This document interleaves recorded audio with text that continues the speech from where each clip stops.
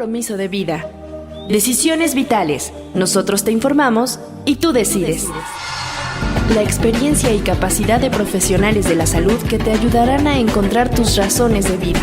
Nosotros te informamos y tú decides. Decisiones vitales.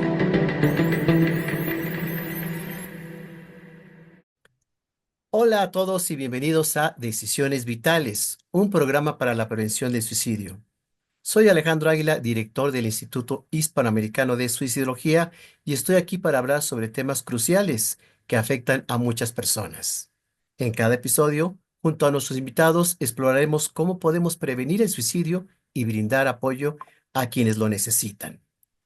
Recuerden seguirnos en nuestras redes sociales y búscanos como Suicidología y en YouTube como Alex Águila Tejeda. Comparte estos programas para llegar a más personas. No olviden que en la Ciudad de México tenemos el teléfono de atención 55 46 31 3307. Si requieren de más recursos y apoyo, visiten nuestra página web suicidología.com.mx. Juntos podemos hacer la diferencia. Gracias por acompañarnos en este viaje de esperanza y apoyo. Bienvenidos a este nuevo episodio de nuestro podcast Decisiones Vitales, dedicado a la prevención del suicidio y el apoyo emocional. Soy Mariana Buenfil, psicoterapeuta, y gracias por contactarnos. Hoy exploraremos un tema fundamental: infancia feliz. ¿Qué factores influyen en el bienestar emocional de los niños? ¿Cómo podemos ayudar a construir bases sólidas para su futuro? Pues acompáñanos en esta conversación llena de reflexión, consejos y esperanza. Comenzamos. Pongamos en contexto. Desde la psicología infantil, una infancia feliz es aquella en la que un niño crece en un ambiente seguro, amoroso y estimulante, donde sus necesidades emocionales, físicas y sociales son atendidas de manera adecuada. Se trata de una etapa en la que el juego, la exploración y el aprendizaje suceden en un contexto de afecto, respeto y guía. Una infancia feliz no significa ausencia de dificultades, sino contar con adultos que brindan apoyo, comprensión y herramientas para afrontar los retos de manera saludable. Es sentir que se es amado, valorado y libre para expresarse, desarrollando así una autoestima fuerte y una base emocional sólida para la vida. Nos acompaña Martín López Espíritu, psicólogo de la Universidad de Guadalajara con una sólida formación en terapia breve, cultura de la paz y suicidología, con más de 14 años en el colectivo Pro Derechos de la Niñez AC.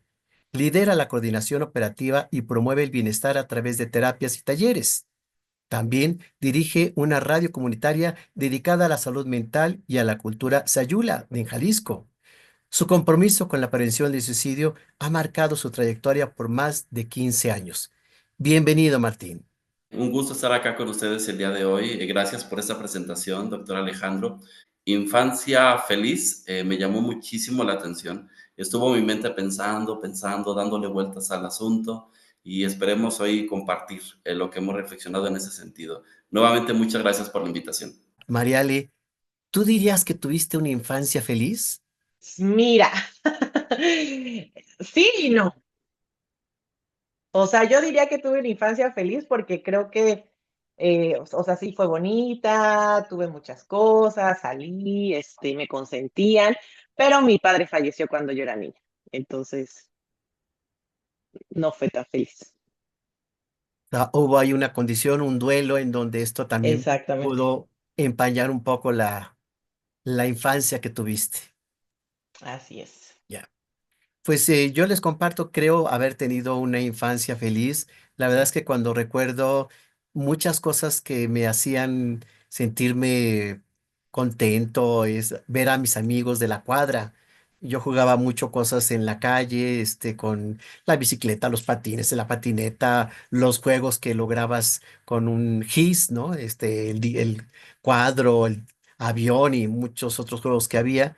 Entonces, la verdad es que siento que sí fui un niño que tuvo una infancia sana y feliz. Aquí la pregunta para Martín, que trabaja con niños. Cada generación, diríamos, Martín, es diferente en cómo vive su felicidad. Fíjate que sí, ya llevo casi 15 años acompañando a niños, niñas, adolescentes con una particularidad en el colectivo. Son niños, niñas y adolescentes en riesgo de calle. La mayoría desempeñan actividades económicas, laborales en la zona centro de la ciudad. Y en estos 15 años he podido ver cambios generacionales muy marcados. No es lo mismo de recién que ingresé a la institución, allá en noviembre de hace algunos años, a las condiciones del día de hoy. En aquellos años, por ejemplo, no existía todo el tema de la tecnología como lo tenemos hoy tan marcado. Ni había WhatsApp, ni había celulares, ni había nada de eso, ¿no? Y hoy es algo muy común.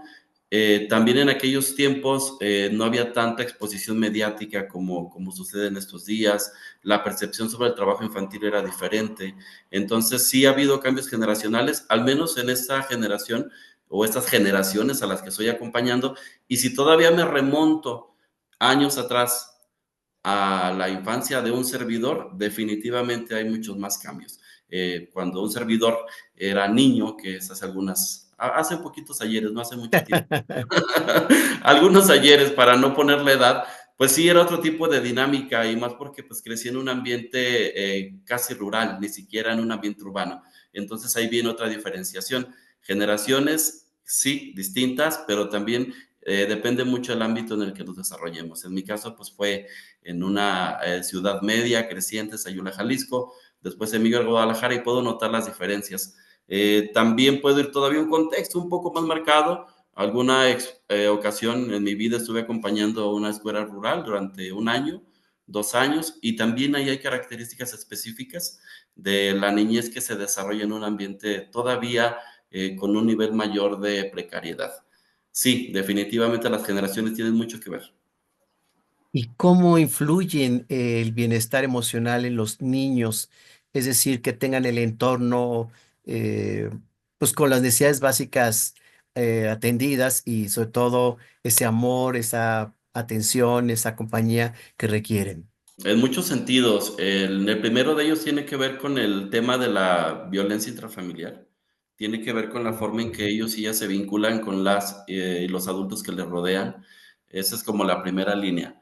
En el caso de las niñas que acompaño, casi siempre son familias monoparentales en las que solamente está mamá, difícilmente está papá, entonces desde ahí hay crecen con esa carencia de la figura paterna, impacta directamente en aspectos de seguridad, de oportunidades de vida, oportunidades escolares, siguen repitiendo patrones, tienden a hacer lo mismo. Eso es en cuanto a violencia y estructura familiar, por supuesto que impacta.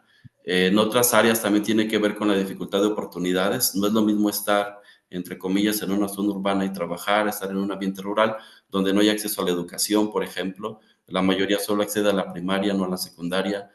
No hay acceso a actividades recreativas, que es muy importante para el niño, para la niña, ¿no? Todo el tema lúdico, si no está presente, pues cómo se manejan, cómo se elaboran las emociones, cómo se introyectan. Son algunos de los aspectos generales, solo para ir empezando, que están involucrados. Justo como estábamos hablando de esta parte de las generaciones, también me quedé pensando en justo cómo a los niños les puede afectar hoy en día toda la tecnología, ¿no? Porque como decía Alex, pues uno salía, conocías a tus vecinos, hoy en día a lo mejor no, o salías al parque, y ahora pues a lo mejor están más encerrados o no saben ni siquiera qué hacer en un parque, o se aburren fácil, ¿no? O sea, también creo que me quedé pensando en eso. Yo estoy de acuerdo contigo, Mariale, porque muchos de los pacientes que tengo, niños, eh, todo el día se la pasan en su casa. No salen a la calle, no salen a jugar, no salen a los parques.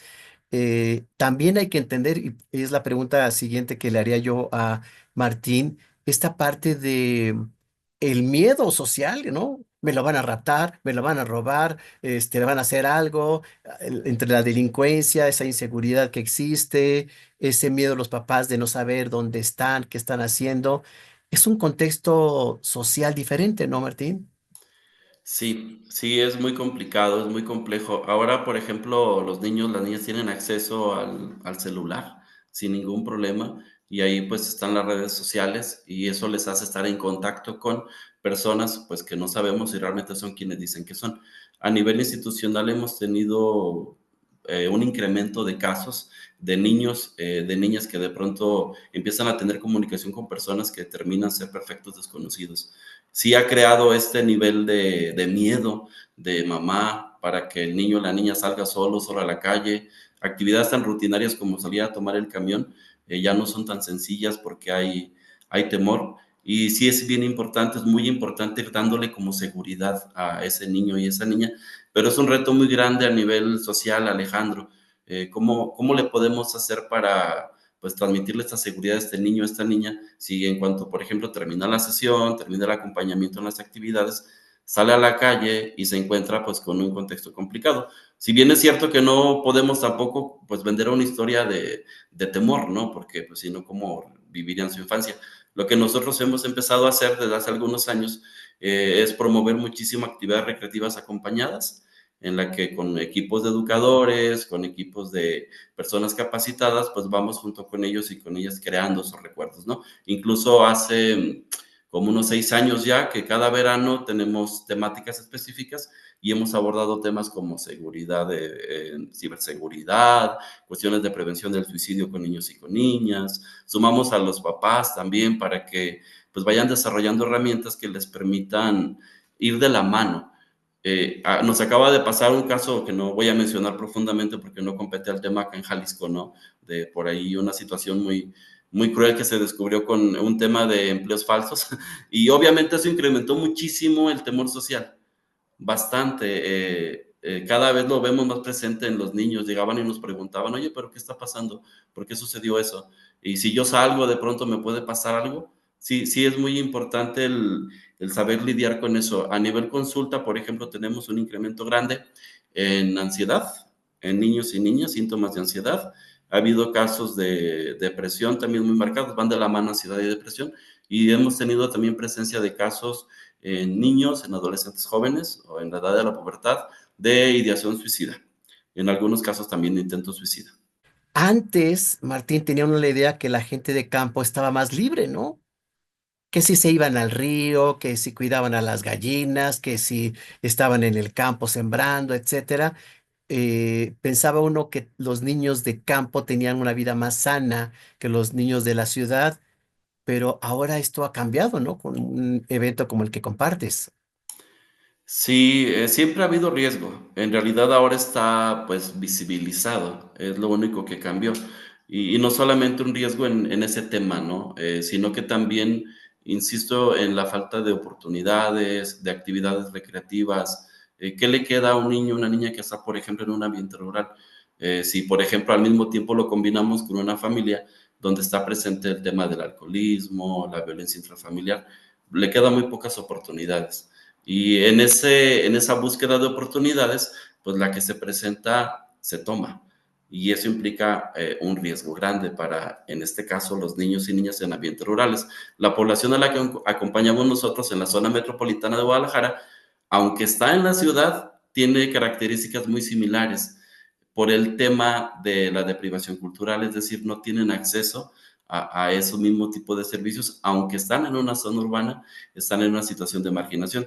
Y eso no solo es de Guadalajara, también lo podemos llevar sobre todo al sureste del país de México, donde hay muchos estados que están en condiciones similares. En este inventario de lo que no tienen los niños y las niñas, ya después haremos un inventario positivo, que también lo hay, que sí tienen. En ese inventario, pues creo que sí hay mucho trabajo que hacer para quienes estamos enfocados en el tema del acompañamiento a ellos, en el tema de la salud mental. Desde la psicología infantil teníamos la idea que un niño que jugaba, que reía, se enojaba, se reconciliaba, era un niño feliz. Hoy, ¿cómo podemos desde diferentes corrientes psicológicas identificar que un niño sí es feliz o que no es feliz? Es importante, lo podemos hacer de muchas formas. La primera de ellas, y el rigor científico nos habla de indicadores a través de la observación. Esa es como la profesional, la adecuada, ¿no?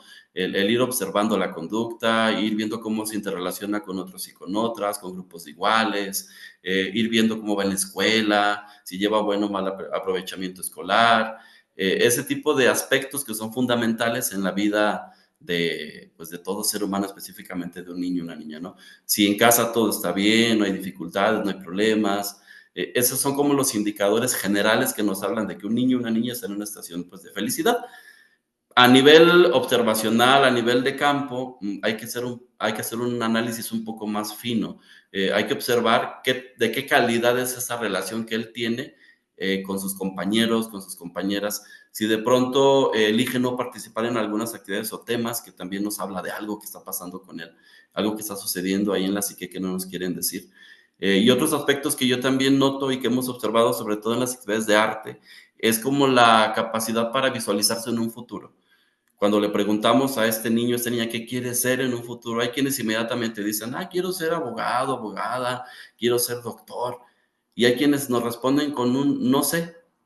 Y del no sé es complicadísimo moverlo. Entonces eso nos habla, pues, de que a lo mejor en su interior, pues, no existe esta visión de futuro y nos toca analizar, descubrir, entrevistar a mamá, a papá, a hermanos para ver qué es lo que está pasando. Hemos tenido muchos casos de niños así y lo que hacemos es acompañarlos, por ejemplo, desde el arte, para que vayan descubriendo su camino, desde el juego, para que vayan encontrándose, vayan reconociendo sus límites y eso les permita, pues primero el tema del autorreconocimiento, valorarse, entenderse, ponerle nombre a sus emociones, que es algo complicado, ¿no? El que se den permiso a reconocer una emoción y ponerle nombre para después trabajar con ella. Entonces, como resumiendo esta parte, creo que si un niño, una niña es capaz de visualizarse en un futuro próximo de una manera positiva, estamos hablando de un niño y una niña feliz. Si eso no sucede, hay que acompañarle en ese proceso de búsqueda, porque algo está pasando en su contexto que no está funcionando del todo bien. Desde la psicología infantil tenemos la percepción, la teoría, el conocimiento de que un niño con deprivación afectiva es un niño que va a ser infeliz o un niño que se puede mostrar violento o un niño aislado o de estos niños que siempre se les ve como enojados, inconformes, que realmente puede estar con una distimia, ¿no? Es decir, algo que se les va generando como una psicopatología debido a las condiciones en las que ha vivido un niño en los primeros años de vida. ¿Es así, Martín? Sí, aquí está el tema que un servidor constantemente trabaja con papá, con mamá, con compañeros, el determinismo psíquico, ¿no? El creer que porque existen ciertas condiciones en la vida de alguien, pues ya esta persona esté determinada a vivir así toda la vida, ¿no? Aplica igual con niños y con niñas. Si bien lo que nos menciona son síntomas de cómo el niño manifiesta sus emociones, con retraimiento social, con aislamiento, con agresividad, con hiperactividad, pues no es una condena. La realidad es que sí se puede y sí se debe estar feliz, aún en esas condiciones. Acá lo importante es, insisto, poder acompañar humanamente a este niño, a esta niña, para que identifique esa emoción. Y una vez que la identifica, pueda encontrarle un camino para trabajarla, para introyectarla, para darle salida. También habrá que entender la palabra felicidad. Casi Es- siempre la entendemos como un continuum. Yo me la paso feliz todo el día, todo el tiempo, y estoy sonriente y ¡ay, qué alegría! No, la felicidad en realidad es un estado que muchas veces pues, se define por momentos, ¿no? También creo que es importante trabajarlo con los niños y con las niñas desde ahí, el que no todo el tiempo requieren estar. Hay que enseñarles a validar un sentimiento de enojo, un sentimiento de molestia, aprender a gestionar estas emociones. El hecho de que este niño, esta niña esté triste por alguna situación, pues no significa que vaya a ser infeliz toda la vida. Entonces aquí hay que gestionar emociones, hay que ponerles nombre, hay que dejarle en claro qué entendemos o qué comprendemos por felicidad, porque sí me ha pasado, he encontrado a papás, o las mamás de pronto llegan, oiga, es que mi hijo, pues no sé qué tiene días que casi no platica con sus amigos en la escuela, los metros lo ven raro, anda muy mal, y pues la mamá obviamente está preocupada, ¿no? Al tener una entrevista breve con este niño, con esta niña, nos damos cuenta pues que solo está molesto porque quería ver algo en el celular, por ejemplo, porque quería salir con un amiguito, quería tener una mascota y no lo habían dejado. Era la manera en la que él quería decir, oigan, pues existo, háganme caso, quiero algo, pero pues bueno, a veces los adultos difícilmente tenemos todas las herramientas, pues con ellos apenas está en desarrollo esta herramienta. Entonces hay que acompañarles en ese proceso. Hay que resaltar este punto que comentas, Martín, para todos los papás, educadores y todos los disponibles que nos siguen, porque la felicidad no es permanente, la felicidad no es eterna. Y la felicidad tampoco es tan intensa siempre. Esos momentos de infelicidad a veces nos hacen disfrutar más los momentos de sí felicidad, ¿no? Exactamente, ese es el punto, el leernos, yo le llamo así, así le digo a los papás, ¿no? Hay que enseñar a los niños a leerse, a entenderse, a que no se sientan culpables, porque luego sucede mucho que generan culpa porque Ujú. pues, mamá y papá quiere verlos brincando, felices, compartiendo, conviviendo con otros y con otras, porque como adultos o desde una visión adultocentrista creemos que es así. Pues no, cada niño, cada niña es único, único, irrepetible y tiene derecho a manifestar su alegría, su emoción de la manera que él o ella elija, ¿no? Por ejemplo, la hija de una de mis mejores amigas, que la veo, yo siempre que la he visto está tranquila, callada, calmada, y mi amiga me dice, oye, pero tendrá algo, porque pues siempre está como muy reservada, ¿no? Y he platicado con ella y dice, no, estoy bien así, me siento bien a gusto, me siento muy bien y me siento feliz. Volvemos a lo mismo, como yo adulto, desde mi visión adultocentrista, te percibo y creo o busco algo de ti y cómo tú lo manifiestas. Entonces creo yo que por ahí hay también que hacer ese trabajo. Hay películas hermosas en ese sentido que las ubican todos intensamente, no la uno y la dos, que nos enseñan perfectamente el aprender a darle nombre a las emociones, que es algo que trabajamos también nosotros con los niños.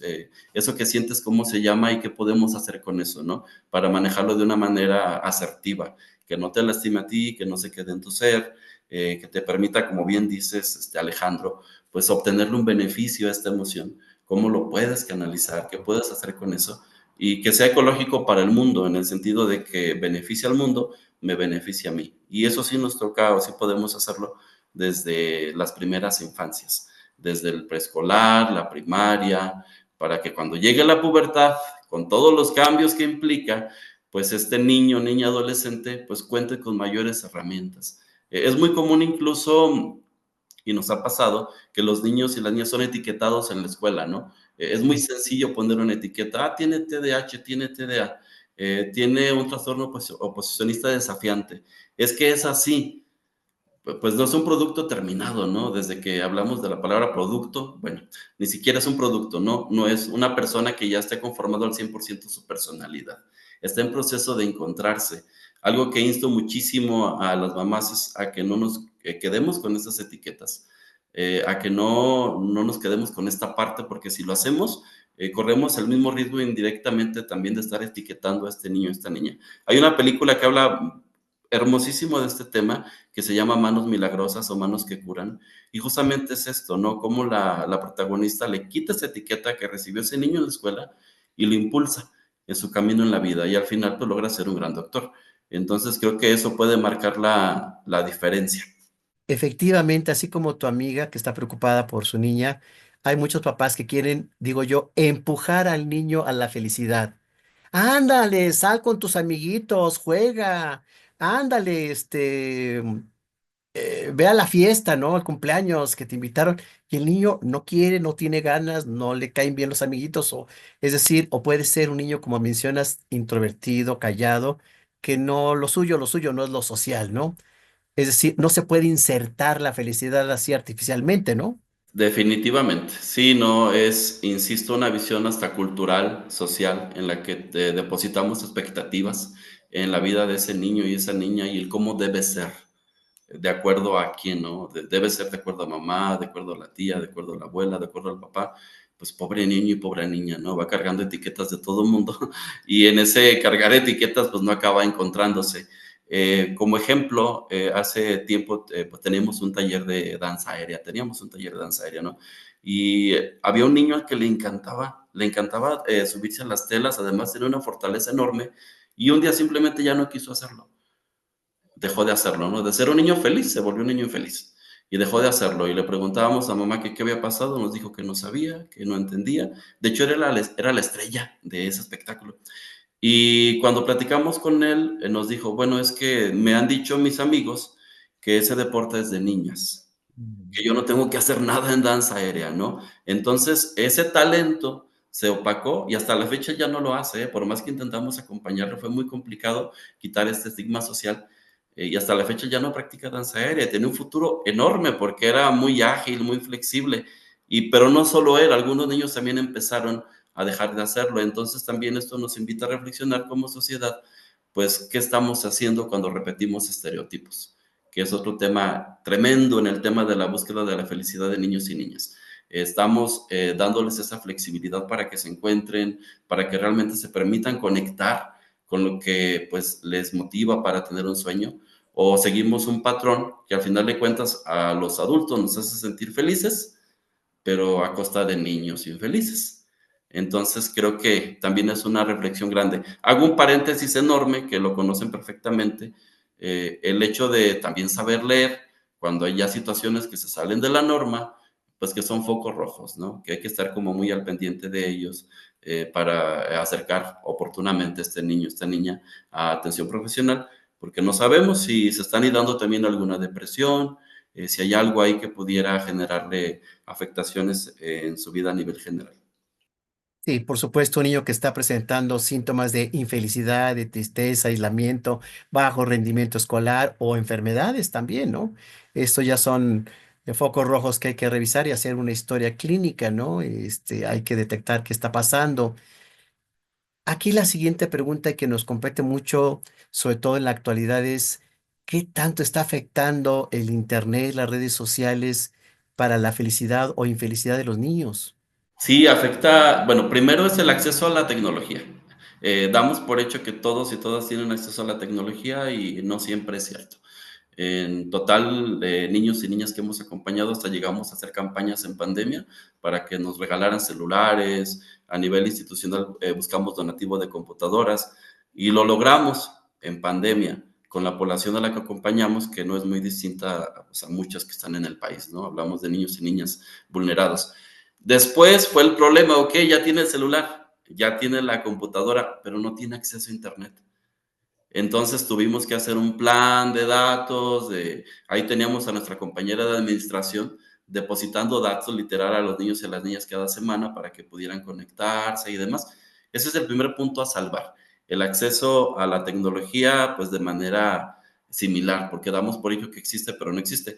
Y una vez que ya están dentro de la tecnología, dentro de las redes, pues hay todo un mundo que muchas veces los adultos no alcanzamos a leer porque viene con sus propios códigos. Un emoji dice muchísimo más de lo que nosotros creemos y pensamos. Tenemos como muestra la serie de estos momentos, ¿no? De adolescente, que Sí. un montón de connotaciones con cada emoji y que desarrollan esto a lo largo de toda la serie. Pero sin irnos tan lejos, pues también tenemos la presencia de muchos retos que muchas veces los niños y las niñas no alcanzan a diferenciar y a discernir y ponen en riesgo su vida. Tenemos la venta de una vida perfecta a través de Facebook, de Instagram, de las vacaciones, ¿no? Ahí en la playa, en las fiestas suntuosas, que muchas veces pues sí afectan completamente el cómo el niño y la niña se perciben en su contexto, porque se alcanza a dar cuenta pues que no puede acceder a todo eso que está viendo a través de una red, por ejemplo. Detalles como esos que tienen que ver con realización, con nivel socioeconómico, con expectativas, con generar altas expectativas, impactan directamente, sin tocar todavía el tema de la ciberseguridad, que es un tema muy grande y que requerimos estar en constante alerta, y no solo a través de los celulares, de las redes sociales, sino también a través de los videojuegos, que es donde pues, se conectan muchas personas buscando captar la atención del niño y la niña, buscando otros fines, por ejemplo, como el de la ASI, ¿no? Que también es un tema tremendo, el de la ASI. Y bueno, y hablando de todo esto, Martín, o sea, de algún modo, ¿cómo va, o sea, a influir también, o sea, en esta parte de la frustración? O sea, esto que dices de que están viendo en las redes sociales, que otras personas y que la playa, ¿no? Y de por sí al niño le cuesta trabajo, ¿no? La tolerancia a la frustración. Y entonces, o sea, hoy en día, ¿será que hay menos frustración? Aparentemente, ¿no? Podría existir menos frustración, pero no es cierto. En realidad, el niño y la niña siempre va a encontrar la manera de manejarlo con o sin nosotros. Si es con nosotros, si es acompañada, no impuesta, acompañada de un adulto, pues puede a lo mejor enfocarse en deportes, en arte, puede aceptar su realidad sin que eso signifique que se resigne a su realidad, sino a trabajar en conjunto por una realidad distinta, una realidad mejor. buscar alternativas no tan caras, de diversión sana, que también las promovemos nosotros y que buscamos que papá y mamá lo hagan, ¿no? No es necesario tener millones de pesos para estar bien. La calidad de la convivencia es buenísima si se hace de manera eficiente. Entonces, si hay acompañamiento de un adulto, se puede gestionar esa frustración, como bien mencionas. Pero si no existe ese acompañamiento, pues entonces tenemos niños enojados, niñas enojadas, empiezan a ser agresivos con las y con los demás. Hemos tenido casos de autolesiones, por supuesto, con el famoso cutting que se empieza a presentar también. Entonces, creo que aquí la clave es la calidad del acompañamiento que le da el adulto, la normalización de esa conducta en el niño y la niña, la validación, que es importantísimo, la validación de esa emoción y apoyarle a encontrar un camino para que esa frustración pues no termine regresándose hacia sí mismo. Y pareciera, metiéndonos a un campo ya más amplio, desde las políticas públicas, que habría necesidad de que se dieran, no sé, más espacios seguros para los niños. Estoy pensando en parques, estoy pensando en actividades lúdicas, en juegos. Aquí en la Ciudad de México tenemos el Museo del Niño, muy bonito, muy padre y con muchas actividades, pero pues, es uno. ¿Sí me explico? Entonces el niño va, lo puede visitar 2, 3 veces, pero llega un momento donde puede decir, pues ya lo conocí, ya lo vi. Pero habría entonces que hacer más cosas para que el niño o los niños tuvieran más espacios para divertirse, jugar, aprender. Sí, bueno, hace algunos años se hizo un proceso de armonización de la Ley General por los Derechos de los Niños, Niñas y Adolescentes, tanto en Jalisco como en muchos estados del interior de la República.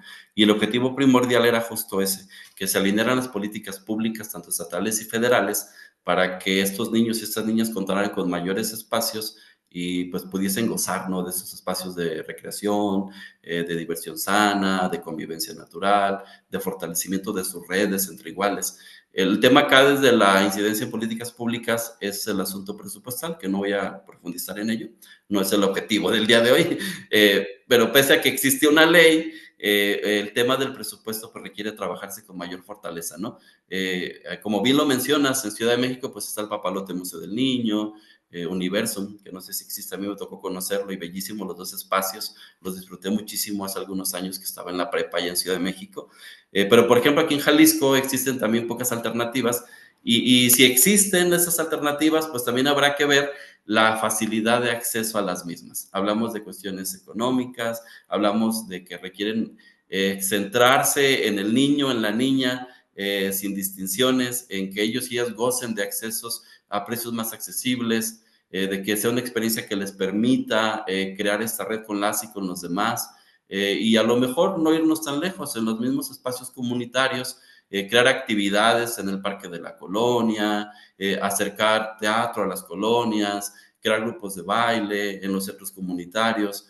Creo que no se requiere una gran cantidad de recursos para ello, pero sí se requiere ser muy creativos. Hay que apuntar a estrategias de promoción de cultura ciudadana, por ejemplo, que son muy comunes en Sudamérica y que encontraron en ello una manera de hacer que las personas perdieran el miedo a salir a las calles y empezaran a recuperar el espacio público.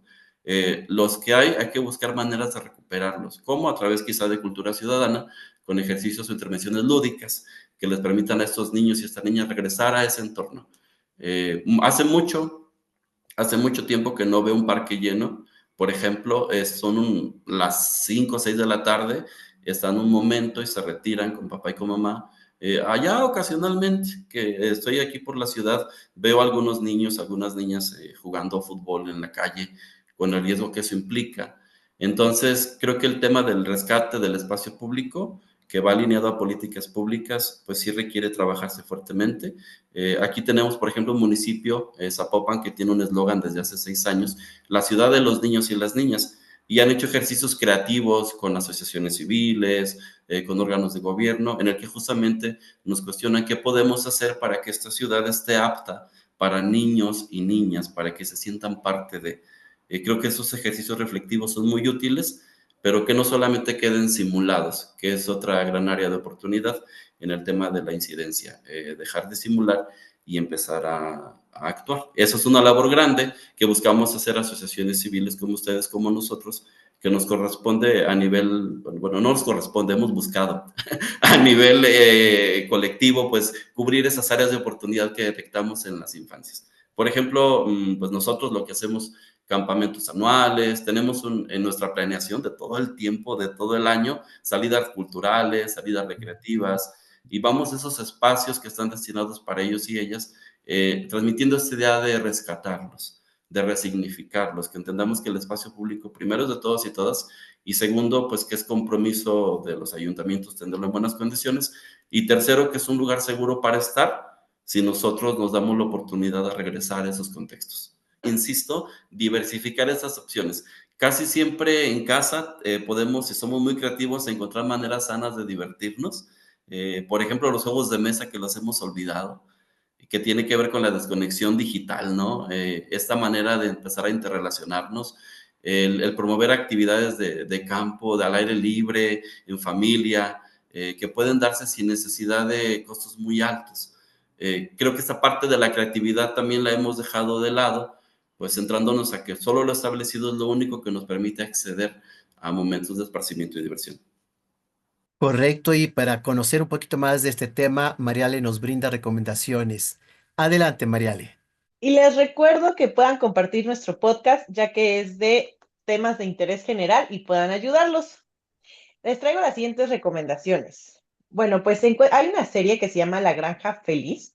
Esta es una serie infantil que sigue las aventuras de Summer y Todd en una granja y promueve los valores de amistad, trabajo y equipo. También quisiera recomendarles una película que se llama Buffalo Kids. Es una película de animación que narra la historia de dos hermanos huérfanos en el salvaje oeste, destacando la importancia del amor y la perseverancia. Y quisiera recomendarles el libro Desi, Mami y las infinitas preocupaciones. Este es un libro infantil escrito por Eva Méndez que aborda las experiencias y miedos de la infancia, promoviendo una comunicación más abierta entre padres e hijos. Hasta aquí por el momento. Para más recomendaciones pueden seguirme en mis redes sociales. Me encuentro tanto en Facebook como en Instagram como psicoterapeuta María Alejandra Buenfil. Los leo. Para ir concluyendo, Martín, ¿alguna sugerencia, consejo que tengas para los papás, para los maestros, inclusive alguna lectura o algo que puedas recomendarles?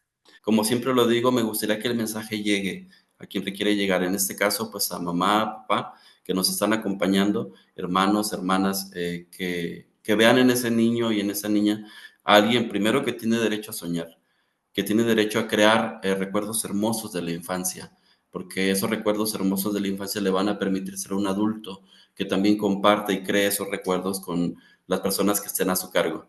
Que también veamos en ese niño y en esa niña alguien que merece ser escuchado, escuchada, que su palabra vale, su voz vale, que nosotros muchas veces como adultos ya lo olvidamos, pero ellos no, apenas están en un proceso de crecimiento, de elección, no requieren nuestra imposición, sí los límites, no la imposición, y requieren un acompañamiento que les permita encontrarse a sí mismos en este mundo, que pareciera que cada vez es más complejo. Esa es nuestra función, ser esa luz, ser esa guía en ese mundo que les permita encontrar por sí mismos su propia felicidad. No la que nosotros como adultos queremos para ellos y ellas, o la que la sociedad marca, sino la que van encontrando. Somos esa luz, ese faro que les va a permitir encontrarse. En la infancia, donde más podemos vertir los adultos, maestros, pedagogos, papás, tutores, abuelos, todo el adulto que pueda compartir con el niño el tiempo, el amor, la escucha, la compañía, el consejo, es de veras oro puro, es muy valioso y así es como podemos construir infancias felices. Hay muchas otras condiciones y si nos fuéramos a los números, cuántos niños abandonados, maltratados, violados, con infancias infelices, dices, cuánta responsabilidad tenemos el adulto que nos toca guiar, educar, enseñar y amar a los niños. Tenemos una gran labor Y gracias por acompañarnos, Martín. ¿Cómo pueden contactarte? Me encuentran en redes sociales como Martín López Espíritu, así estoy en Facebook. En Instagram también me encuentran así, como Martín López Espíritu, lo utilizo igual. Casi siempre me encanta compartir sobre temas de prevención del suicidio, que es lo que hago desde hace 15 años por una razón particular de vida. Cada vez se acercan más situaciones de niños, niñas, adolescentes que están en este ámbito, entonces lo hacemos con todo el gusto del mundo. Es en lo que me he ido especializando en el camino. También acompañamos a talleres de padres, talleres de adolescentes, talleres de niños y niñas. Últimamente estamos empezando a acompañar a empresas en este proceso como de cultura laboral, clima organizacional, y ahí me pueden encontrar. Como recomendación final, hay una película que me encantó y me estremeció y me movió muchísimo y que va a sonar como rara porque es muy común, pero hay que verla con otros ojos. Hay que quitarnos un poco las gafas, los lentes de adulto de El Principito. La Ay, cómo del no. Principito a nosotros nos fue de mucha utilidad para entender cómo acompañar a la creación de proyectos de vida con niños y con niñas. Refleja de una manera excelente cómo está esa carga de los adultos hacia los niños y las niñas y cómo hay que ir acompañándoles. Entonces, esa es mi gran recomendación, El Principito, también toda la saga de Cruz, uno sobre todo, que también habla de ese miedo a crecer, de ese miedo a atrevernos a un mundo distinto y que les permite a ellos y ellas encontrarse. Hay muchas, muchísimas películas nuevas, pero yo todavía me quedo con esas dos, que creo que si nos quitamos, insisto, esas gafas de adultos, podremos entender mejor a ese niño y esa niña que tenemos a un lado. Gracias nuevamente por la invitación. Gracias por acompañarnos en este podcast de Suicidología, Decisiones Vitales, donde exploramos juntos la importancia de la prevención del suicidio y el cuidado de la salud mental. Soy Alejandro Águila, director del Instituto Hispanoamericano de Suicidología. Visite nuestro sitio web para conocer los próximos diplomados que tenemos, así como material, audios y videos de apoyo. Hasta pronto.